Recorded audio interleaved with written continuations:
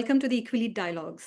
I'm Sneha Churiwal, Advisor for Partnerships and Community at EquiLead, and I'm so glad to have you with us today for this special conversation. EquiLead is a strategic initiative supported by Earthen Foundation and Climate Asia to create more gender-intentional and equitable leadership spaces. We believe that women lead, institutions evolve, and so do outcomes. As part of this mission, we launched the EquiLead Dialogues, a series of candid conversation with women plus leaders and organizational changemakers who are walking the talk when it comes to embedding equity in their very DNA of their spaces. These conversations are not just about positions of power, but about how that power is shaped, shared, and sustained. Today's episode explores a powerful theme: building communities that empower women to lead. To deep dive into this theme, it's my absolute pleasure to welcome someone whose work in leadership and community building has inspired so many, including myself. Sangita Marda Agarwal is a leadership advocate, master community builder, and senior leader with Lean in India.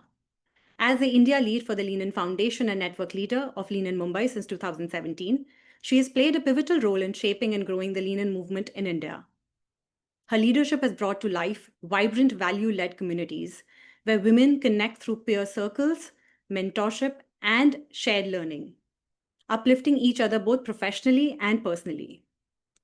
Her contributions as a global advisory member on Lean-in's Network Leader program have influenced inclusive strategies across regions, deepening the movement's global impact. With over 29 years of experience across sales, marketing, communication, and leadership development, Sangita combines strategic insight with deep human connection. Her work has taken her to more than 30 countries, and she has trained over 1,000 high-performing sales professionals during her award-winning corporate career. But her most transformative work lies in nurturing leadership ecosystems, that is, curating mentorship spaces, peer learning circles, and high-energy events that bring women together to grow through their shared stories, solidarity, and professional camaraderie. At the heart of it all, Sangita builds bridges between people, ideas, and possibilities.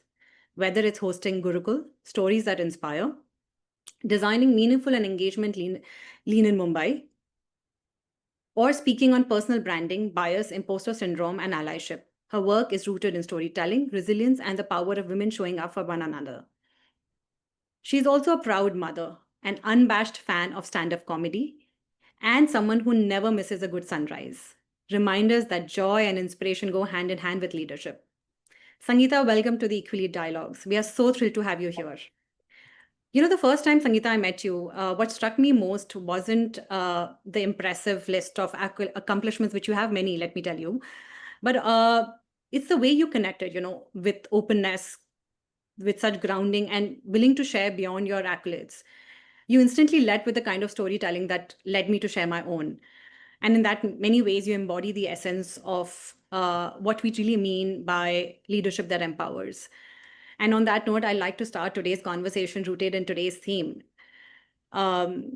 which is basically what makes a space empowering. You've been part of many community building efforts, Sangita. What have you seen as the defining factors that allow women to truly show up and lead? So, firstly, Sneha, thank you very much. And those were really kind words. And it's always a pleasure to connect with a woman. I'm not biased, but there's a different sense of belonging when I'm talking to a woman because there are many things that we connect on. There are many things that are important, which probably only a woman can understand. I'm going to start with a little story, and you know how fond I am of telling story. This was, I think, about 6 years ago, probably 6 years ago.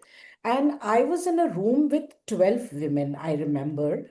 And they were from different industries. I remember one of them was a lawyer, one was a teacher, one was a corporate executive, there was a social entrepreneur, and so on. So at first, when they came in together, everybody was quiet, everybody was polite. But as the evening started, proceeding, I saw that stories started getting poured out.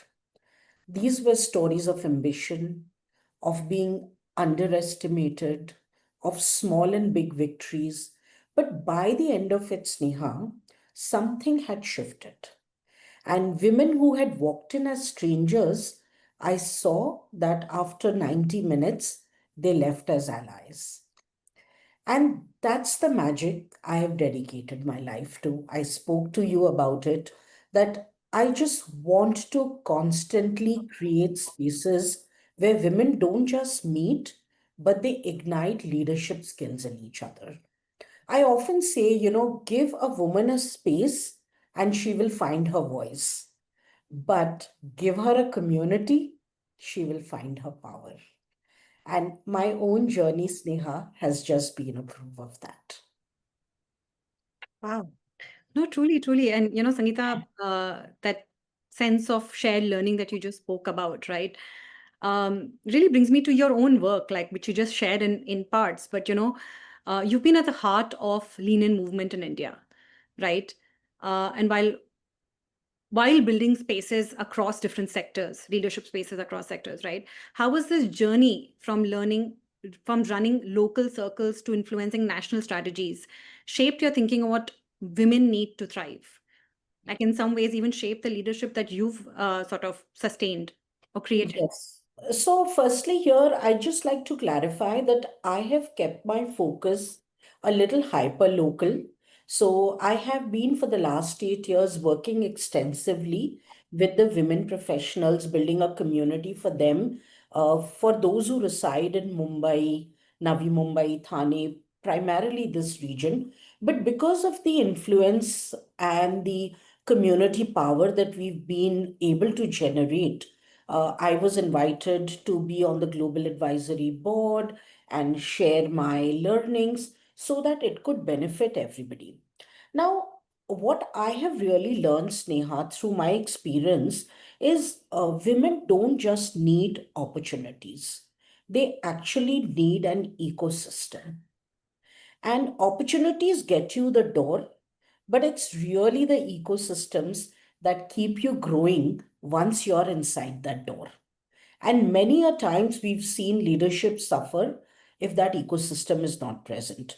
So, from my corporate years to Lean in Mumbai network to Gurukul stories that inspire the other platform, the other community that I'm building, I have seen that women essentially thrive when three things come together.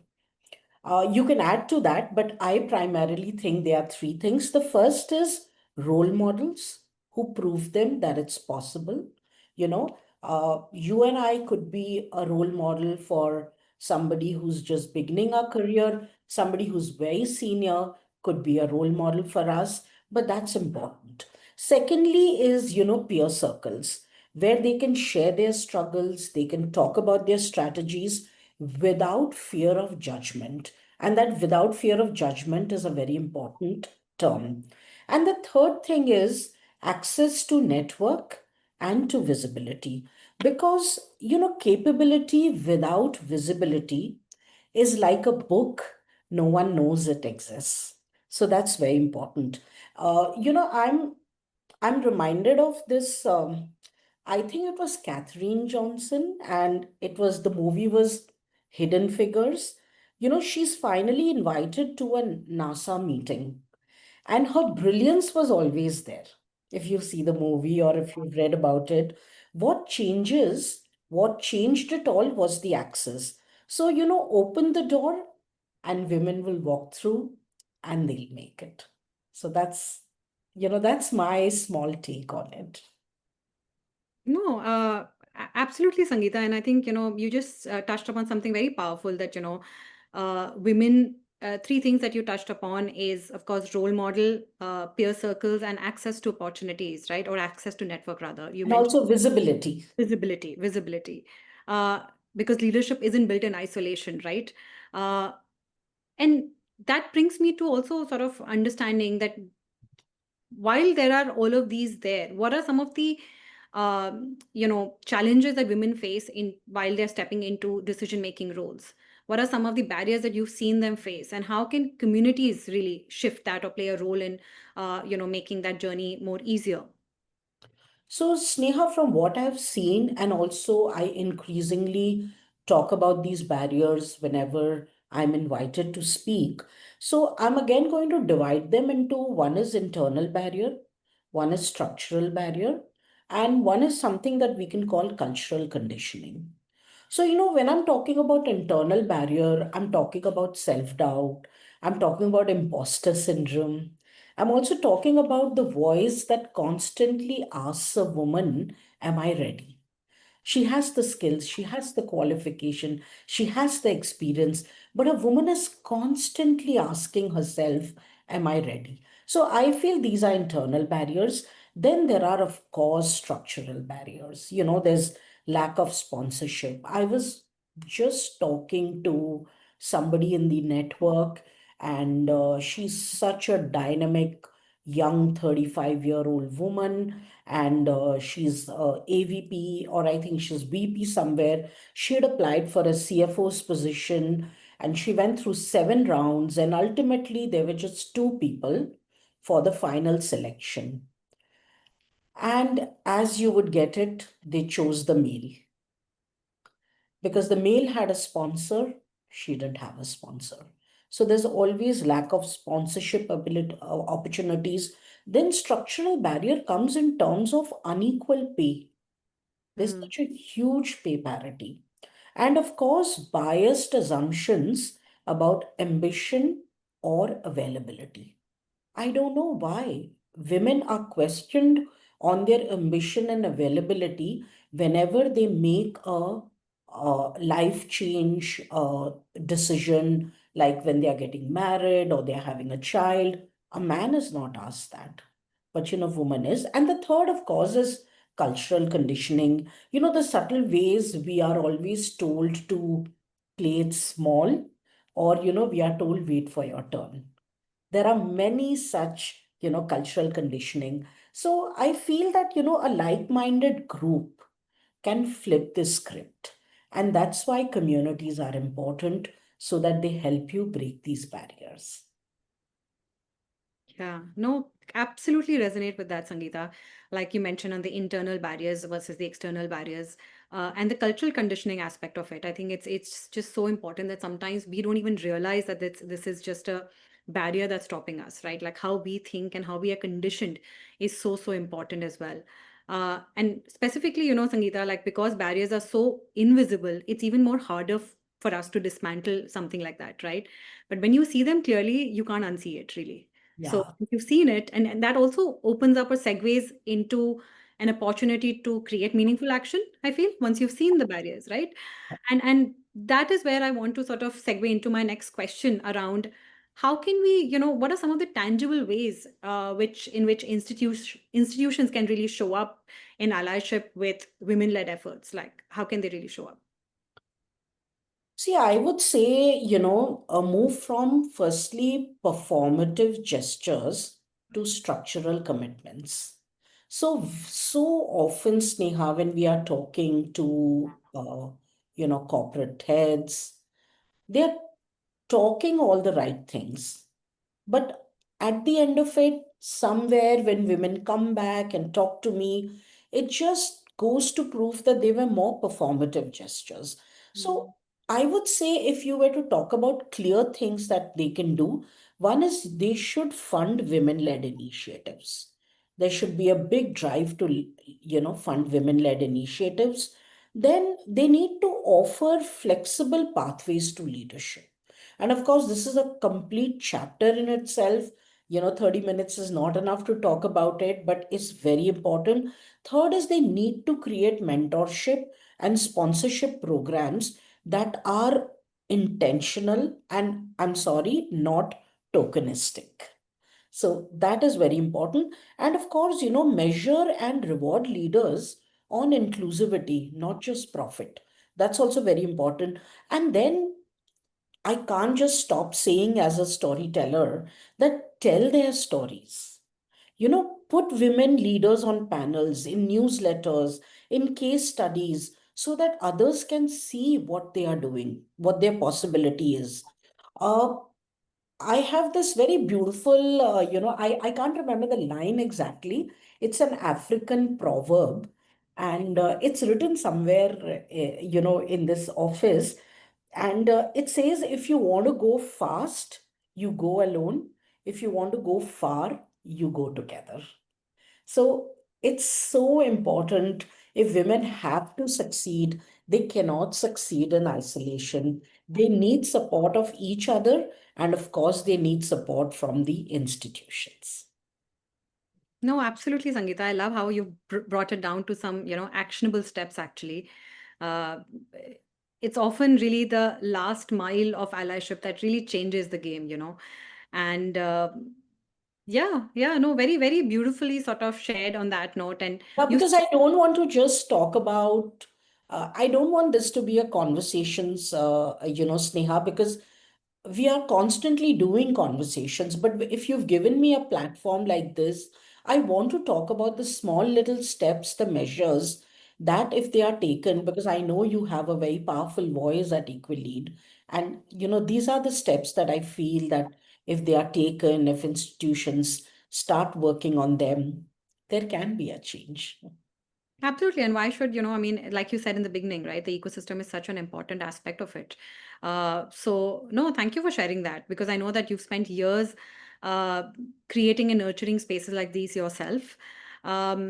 So yeah, I mean, on that note, like the last question that I'd love to ask you is that while you've created all of these spaces yourself, keeping all of these pointers that you just said, right?